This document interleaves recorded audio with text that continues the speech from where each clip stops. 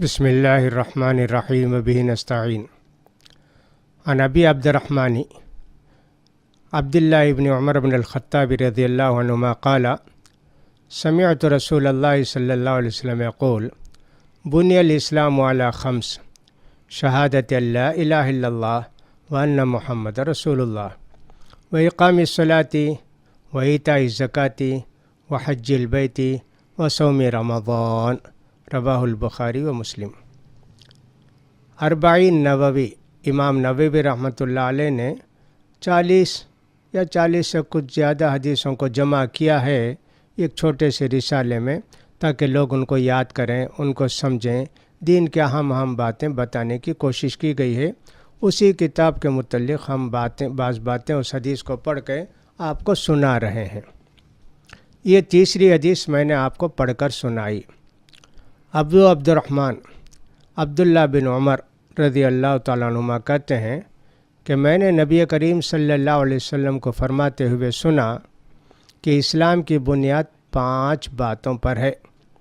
ایک تو لا الہ الا اللہ محمد رسول اللہ کی گواہی دینا، اور دوسرا یہ کہ نماز کی پابندی کرنا، نماز کو ٹھیک طریقے سے ادا کرنا، تیسرا زکوٰۃ کو ادا کرنا، چوتھا اللہ کے گھر کا حج کرنا، اور 5واں رمضان کے مہینے کے روزے رکھنا۔ یہ 5 باتیں حضرت جبریل علیہ السلام کی جو حدیث اس سے پہلے بیان کی گئی اس کے اندر آ گئی ہیں، لیکن پھر بھی اس کو ایک الگ حدیث بیان کیا گیا۔ اس میں آپ دیکھتے ہیں کہ اسلام کی 5 باتیں بیان کی گئی جو بنیادی ہیں، اہم باتیں ہیں۔ بنیاد یعنی آپ دیکھتے ہیں کہ عمارت ہے، ایک بلڈنگ ہے، تو کھڑے کرنے کے لیے اس کو پائے کی ضرورت پڑتی ہے، کھمبوں کی ضرورت پڑتی ہے۔ عام طور پر 4 طرف 4 پلر قائم کر کے کام شروع کرتے ہیں۔ یہاں تو 5 پلر کی بات کہی گئی، 5 ستون ہیں۔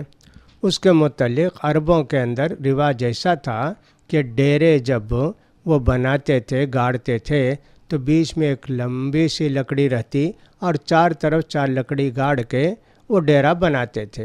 گویا ایک چیز کی تشبیہ اللہ کے رسول نے دی اسلام کی بنیاد کی، کہ اہم بنیاد یہ ہے کہ صاحب اللہ کے رسول کو مان لینا کہ وہی عبادت کے لائق ہیں، اللہ کے رسول ہی کا طریقہ اپنانا چاہیے۔ یہ گویا بنیادی بات ہے، باقی باتیں اسی پر موقوف ہیں۔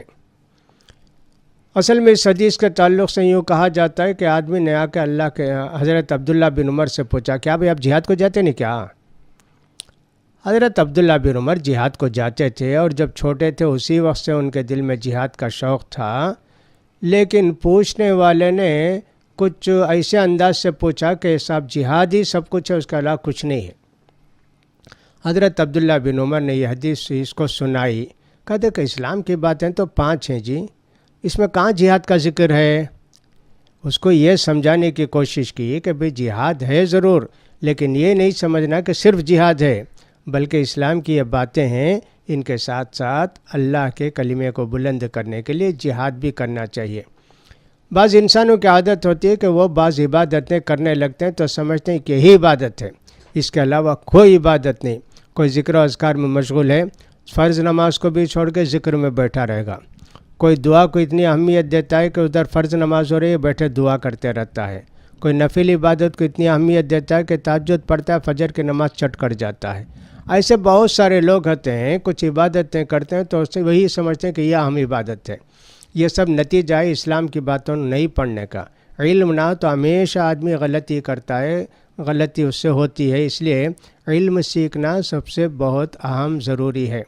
لہٰذا ان کے اندر جو باتیں بتائی گئی ہیں کہ 5 باتیں اور سب سے بنیادی اہم باتیں ہیں، کہ باقی 4 باتیں اگر یہ ہو تو قبول کی جاتی ہیں۔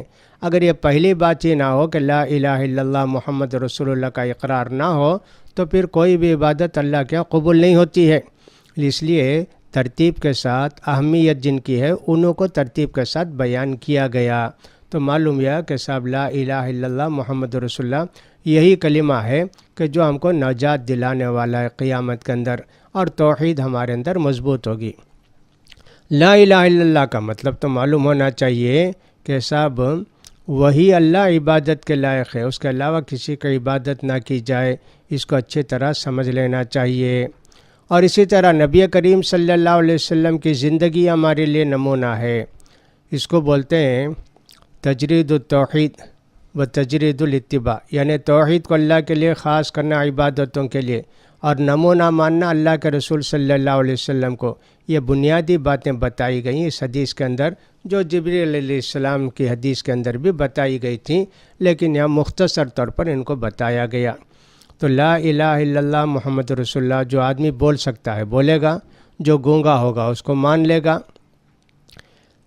بعض لوگوں نے کہا کہ صاحب ایمان کی مضبوطی ایسے ہوتی ہے کہ آدمی کو پہلے سوچنا چاہیے میں کون ہوں، کہاں سے آیا، کیا ہوا، کدھر ہوا، دنیا کیسے پیدا ہوئی، پھر اپنے آپ کو خالی کرے، یعنی دنیا بھر کا فلسفہ لا کے بعد میں کہے گا لا الہ الا اللہ محمد رسول اللہ۔ یہ سب بیکار باتیں ہیں۔ ایمان لانے کے بعد ایک ایک بات سوچ کے ایمان کو مضبوط کرتا ہے کہ صاحب اللہ کی ذات، کس نے ہم کو پیدا کیا، کس لیے پیدا کیا، یہ سب ایمان لانے کے بعد ہے۔ یہ نہیں کہ صاحب ایمان لانے سے پہلے دوسری باتوں پر غور کرنا چاہیے، ایسا نہیں ہے۔ لہٰذا ہم کو چاہیے کہ صاحب ان باتوں پر یقین رکھیں۔ یہاں اتنا بتایا گیا کہ صاحب اللہ کو، اللہ کے رسول کو مان لینا، اور دوسری باتیں فرشتوں کو ماننا، کتابوں کو ماننا، نبیوں کو ماننا، قیامت کو ماننا، تقدیر کو ماننا، ان سب کا ذکر نہیں ہے۔ لیکن جب ہم نے اللہ کے رسول کو مان لیا تو جو کچھ اللہ کے رسول نے بتایا وہ ساری باتیں مان لینے کے اندر ذکر آ گیا کہ اللہ کے رسول کو ہم نے سمجھ لیا، محمد صلی اللہ علیہ وسلم کو اللہ کے رسول مان لیے، تو جو کچھ اللہ کے رسول نے ہم کو بتایا وہ ساری باتیں ہم مانتے ہیں۔ تو یہ مطلب ہے محمد رسول اللہ کا گواہی دینے کا۔ لہٰذا جو کچھ بھی اللہ کے رسول نے فرمایا وہ ساری باتیں ہم مانتے ہیں، وہ قیامت کے تعلق سے ہو یا دوسری کے تعلق سے، اس کا خیال کرنا چاہیے۔ اور اس کے بعد فرمایا اقام الصلاۃ، نماز کو پوری طرح ادا کرنا۔ نماز ایک تو پڑھ لینا ہے کہ آدمی پڑھ لیتا ہے، لیکن نماز کی ادائیگی ہے کہ اچھی طرح وضو کیا جائے، اچھی طرح نماز ادا کی جائے، ساری سنتوں کا خیال کیا جائے کہ سب تسبیح رکوع کو کیا ہے، سجود کو کیا ہے، ساری باتوں کا خیال کر کے نماز کو ادا کرنا، وقت پر ادا کرنا، پوری شرطوں کے ساتھ ادا کرنے کو اقام الصلاۃ کہتے ہیں۔ لہٰذا آدمی کو چاہیے کہ نماز کی پابندی کرے، اور نماز ایک ایسی عبادت ہے کہ صاحب آخر میں نماز کا کوئی بھی نہیں رہے گا، نماز پڑھنے والا کوئی نہیں رہے گا، تب قیامت بھی قائم ہو جائے گی۔ اور قیامت کے دن سب سے پہلے نماز کا سوال ہوگا، نماز پڑھے کیا، یہ اللہ کا حق۔ دوسری حدیث میں آیا کہ صاحب قیامت کے دن سوال ہوگا اس نے کسی کو قتل تو نہیں کیا، یعنی بندوں کا حق، اور اللہ کا حق کہ نماز پڑھا کیا۔ نماز اگر پڑھا ہے تو الحمدللہ اس کے بعد کے مرحلے آسان ہیں، کوتاہی کمی رہ گئی نماز میں تو سنتوں کے ذریعے پوری کی جائے گی۔ لہٰذا نماز کی بڑی اہمیت اسلام کے اندر ہے، اور قرآن مجید کے اندر آپ جانتے ہیں کہ بہت زیادہ ذکر نماز کا ہے۔ یہ بھی فرمایا اللہ کے رسول صلی اللہ علیہ وسلم نے کہ ایک مسلمان اور کافر کے درمیان نماز ہی فرق کرنے والی ہے، نماز پڑھنے والا مسلمان اور نماز نہیں پڑھنے والا کافر۔ آج دیکھ لیجئے کتنے مسلمان ہیں جو صرف جمعے کی نماز پڑھتے ہیں اور اپنے آپ کو مسلمان بھی کہتے ہیں۔ یہ کیسے مسلمان ہوگا؟ میں تو کہتا ہوں کہ ذرا سوچئے، ابلیس نے ایک سجدہ نہیں کیا تو جہنم رسید ہو گیا، جنت سے نکال کے بھیج دیا گیا۔ اور یہ کیسا مسلمان ہے کہ ایک دن اس کو 34 سجدہ کرنا ہے، 17 رکعت فرض رکعتوں میں ایک بھی نہیں کرتا، اس کے باوجود اپنے آپ کو ابلیس سے بہتر سمجھتا ہے۔ ان مسلمانوں کو سوچنا چاہیے کہ نماز چھوڑنے والا مسلمان نہیں ہو سکتا، لہٰذا اس کا خیال کرنا چاہیے۔ نماز کے اندر دونوں باتیں ہیں، ایک تو ضروری، اس کے بغیر نماز نہیں ہوتی ہیں، بس سنتیں ہیں، اگر اس کو نہ بھی کی جائے تو نماز ہو جاتی ہے۔ لہٰذا اقام الصلاۃ کے اندر دونوں باتیں آتی ہیں۔ اس کے بعد فرمایا کہ زکوٰۃ کا ادا کرنا۔ زکوٰۃ ایک مالی عبادت ہے، بندہ اٹھا کے اپنے مال میں سے کچھ حصہ غریبوں کو دیتا ہے، اس کے اندر کوئی کمی نہیں ہوتی ہے، وہ کتنا دیتا ہے، 100 میں 2.5 روپیہ دیتا ہے، کیا کمی ہوگی؟ لیکن لوگوں کا بڑا فائدہ ہوتا ہے۔ آج اگر مسلمان پابندی سے زکوٰۃ ادا کریں تو ان کے کتنے مسائل حل ہو جائیں گے. غریب بھی کہیں کہیں مشکل سے نظر آئیں گے، لیکن مسلمان ہیں کہ زکوٰۃ ادا نہیں کرتے ہیں، بخیلی اور کنجوسی کرتے ہیں.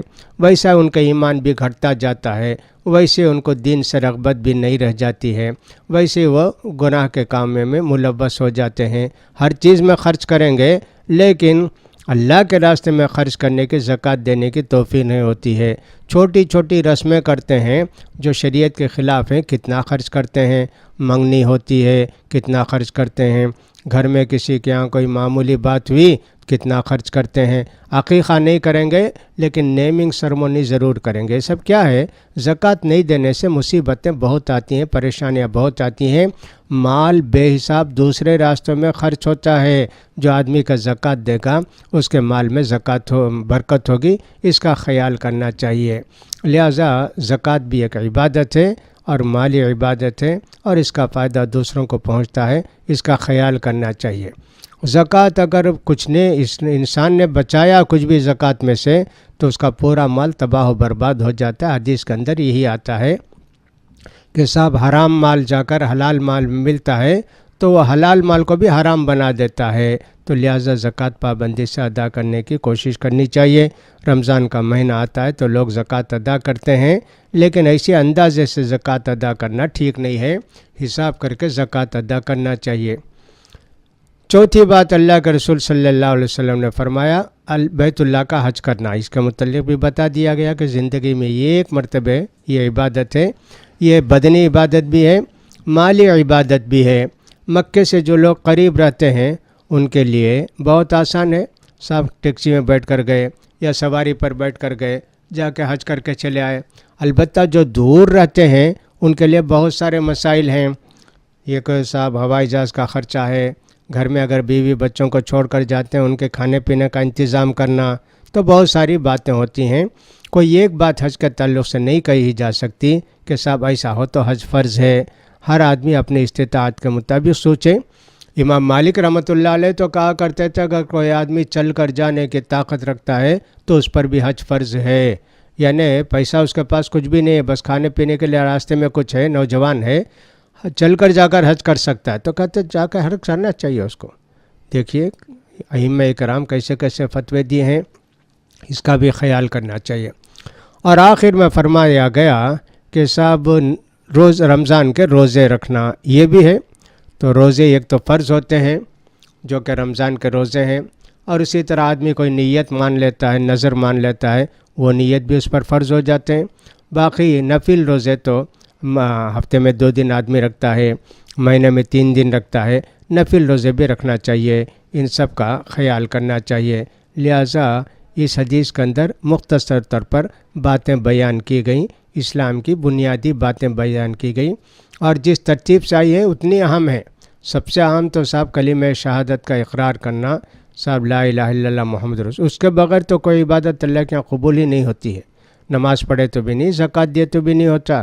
لہٰذا دوسری اہم بات نماز کا قائم کرنا، کہ جس کے متعلق بتایا گیا کہ بندے کے درمیان اور کافر کے درمیان یہی علامت ہے.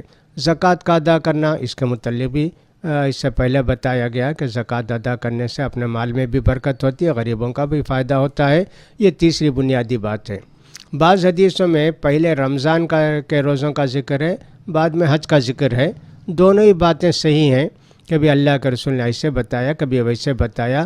دونوں عبادتیں اپنی جگہ اہم ہیں، ان کو ادا کرنے کی کوشش کرنی چاہیے. اللہ توفیق دے. وآخر دعوانا الحمدللہ رب العالمین.